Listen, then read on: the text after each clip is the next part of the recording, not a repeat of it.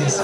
Mubaka wakutte buvudde mu baana b'eggomba Development Association ACTA, mubaka olw'okusaasira olukiiko olukulembeze olw'ekibiina ekyo waggulu, bammemba bonna batuuse okusaasira kwabwe eri baganda baffe ab'oluganda abakola b'emikwano kitalo nnyo eky'okuvibwako taata ate nga jjajjaffe ddala, era tusabye Omukama abagumye n'omwoyo gw'omugenzi abulamuze kisa.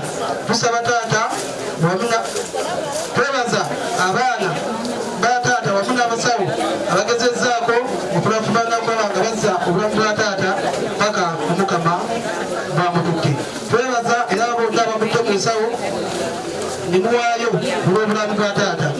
Ffenno tuziise ne kilo z'omuceere 50 ziyimirye naffe, n'assaako omukono Semata Ssaalongo Munnagomba omuwanika wa ACTA ekibiina ekyo. Tweyanzeeke.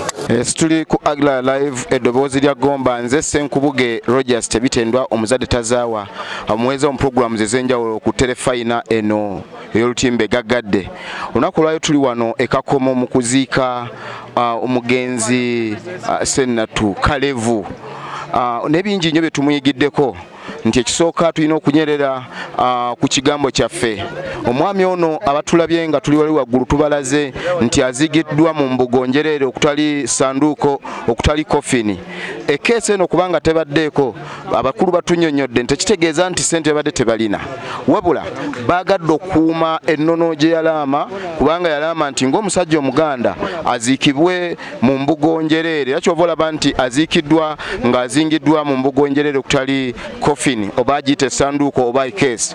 Ekyokubiri kye twagala okumuyigirako omwami ono nti abadde memba mu kibiina ky'abakawunyemu, era abakawunyemu banne tebakwatiddwa nsonyi okujja n'ekikubagizo kye baleese, ng'ekikubagizo ekisooka kibadde kya kidomola ky'omwenge ate nga bataddeko n'ebirala ebigendeddeko n'ensimbi enkalu. Naye kisinza okutwewunyisa nti ekita ky'omwenge ekibaddeko mu kusiibula akawunyemu munnaabwe.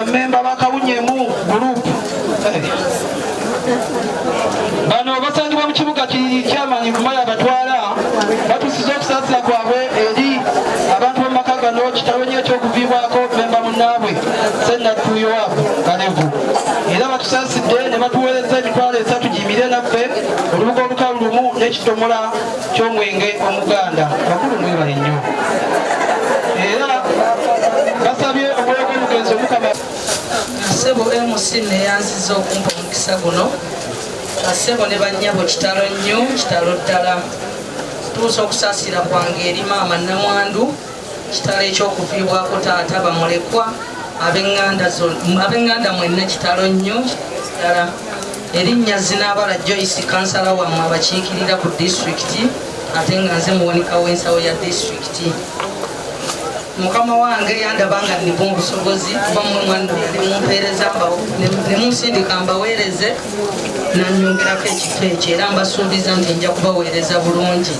Nyimiridde wano mu biti bibiri mukama wange ye chairman Kiviiri Jofula obubaka ndooza mubuulidde nze ye mukama wange mwannonda nga ndi wa Nuupu ye weenaaleemu ate nenzikiriza okubatuusaako empeereza ennungi era ndowooza enguudo muziraba, amalwaliro, amasomero amalungi, mutuwe omukisa emyaka 5 bannagomba Gomba ejja kuba efuuse eriko eya bulijjo.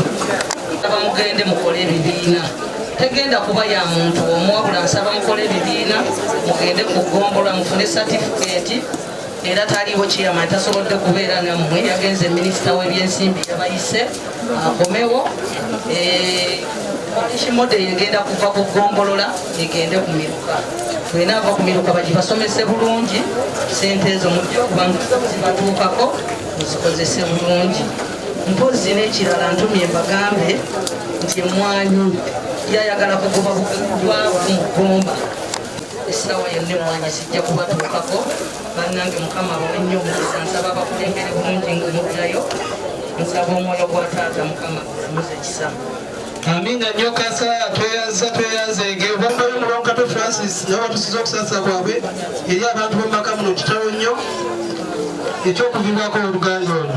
Era basabye omwoyo gw'omugenzi Omukama agulamuze ekisa, ataddeko omukono Uncle Bob ku b'enju eyo ey'omulongo Kato nansensi koddomi be bamu ne bakadde be bakyala be kitalo nnyo eky'okuviibwako taata basabye omwoyo gw'omugenzi omukama agulamuze kisa tuweereza olubugo olukalu lumu nasaako n'emitwalo embugo 2 nasaako n'emitwalo 5 nze saamuserwanga omuko okuva ku kyalo kino kyetuyimiddemu ekyekako abingi nnyo bye tujja okuba nga tukutuusaako nga Agda Live eddoboozi eggomba tubebaza olwa byonna mwebale nnyo abatambudde naffe tubakubiriza ekintu kimu mu subscribinge mu likinge mu sharinge tu Agda Live eddoboozi lya ggomba nze Senkubuge Rogers Tebitendwa omuzadde tazaawa.